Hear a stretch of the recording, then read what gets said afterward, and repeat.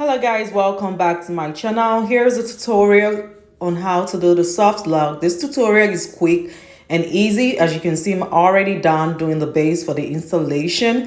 A lot of you guys have been asking me what product I use in order to prep my client hair for a neater looking braid. I use the Pure Knits Shining Jam. The link is the description down below.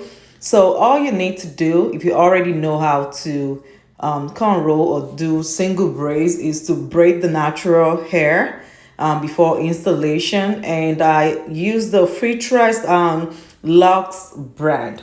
And you're gonna need your crochet needle. You're gonna take the part that has the hole, and you're just gonna slide it into the needle, and you're gonna pull it out and make sure the ends is longer than the side that has the hole. And you're just gonna unravel the parts that has the hole, and you're gonna keep wrapping it. As you can see, I'm left-handed, so I'm wrapping to the right side of my body. If you're right-handed, you'll be wrapping to the left side of your body. So whichever way you're right-handed or left-handed, it doesn't matter. It's still the same result. So you want to keep wrapping until you get to the end of the natural hair, not the entire locks, just the natural hair. And you're going to wrap it. You can put some glue. It doesn't matter. It's optional in order to secure it. But you can just wrap it with your palm and it should be secured. And also to note that the freetress brand comes in different lengths. She wanted the waist length, so I think this is like the 52 inches length. They have the 64, they have the 32. If you want it shorter than this, I love the fact that it's very lightweight and this style lasts really long. The good thing about it is that the older it looks, the more natural it becomes. This has become one of my clients' favorite. She was a knotless fan until she recently tried this style, and she's been coming for the same style over and over again. It's so easy to maintain. It's like I said, it's lasts really long, and it's just so easy to install and also take out according to my client.